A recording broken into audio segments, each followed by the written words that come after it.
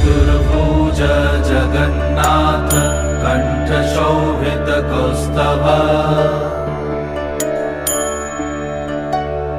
पद्मनाभ वेदगर्भ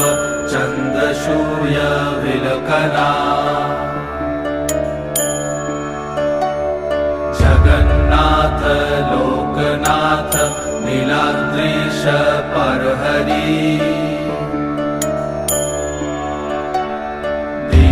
दीनबन्धुर्दया सिन्धु कृपालु जनरक्षक कम्बुपाणि चक्रपाणि पद्मनाभ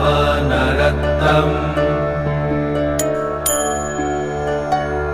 जगत्तं पालको व्यापी सर्वव्यापी सुरेश्वर